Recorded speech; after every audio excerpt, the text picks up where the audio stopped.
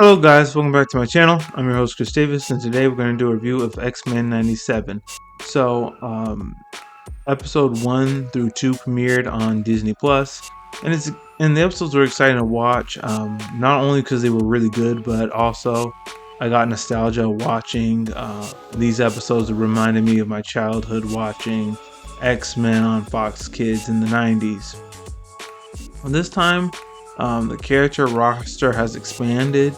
So in the old roster, we had Cyclops, Jean Grey, Rogue, Gambit, Beast, Storm, Jubilee, and then Charles Xavier, and that was it. But like in this series, Charles Xavier is like being healed up in space after a anti-mutant protester, I think Gyrich, tried to kill him, but Charles Xavier is still living, but he has to go somewhere up in space in order to heal. But the new roster is including Morph, which he was in the original X-Men, but we thought he died off, but he was actually alive. Mr. Sinister did something to him. And then we have Bishop, and then who else do we have?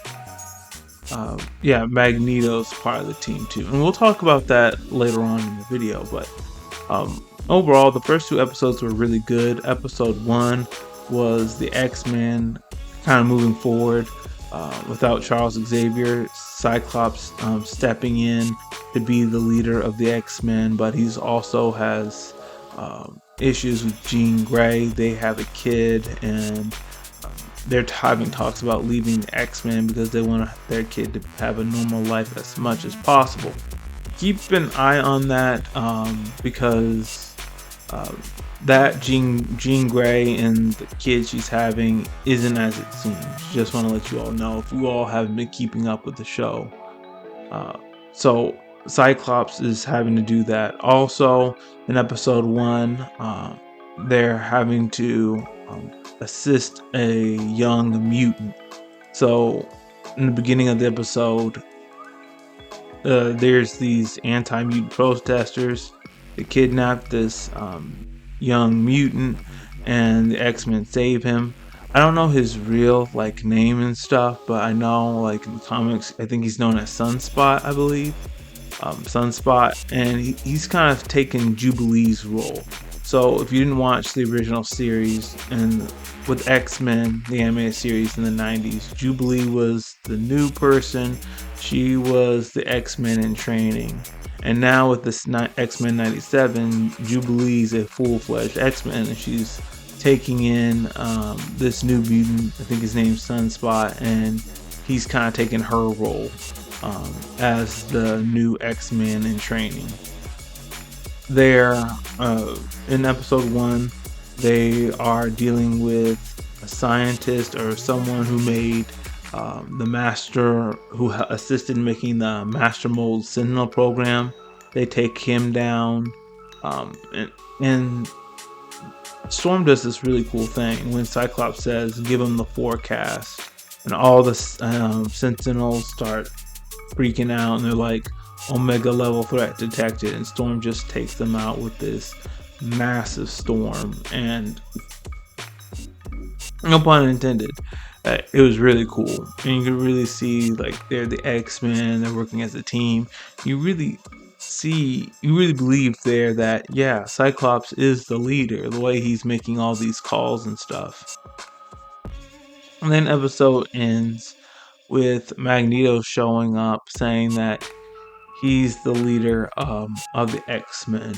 So episode 2 begins where episode 1 left off, with Magneto saying he's the leader, and he's the leader because Charles Xavier in his will left him as leader of the X-Men along with all of his other assets. The X-Men are reluctant to accept Magneto, but they go on and accept him. And Magneto, it seems like in the series, he's turned over a new leaf. He's embracing Charles Xavier's dream of mutants and humans coexisting together.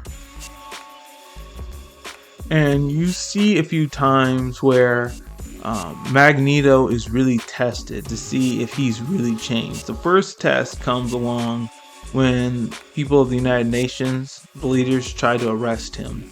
And instead of fighting back, Magneto goes with them willingly. The second test is when he's on trial and the anti-mutant protesters are after them and are after him because they don't want to give him a fair trial. They just want to execute Magneto.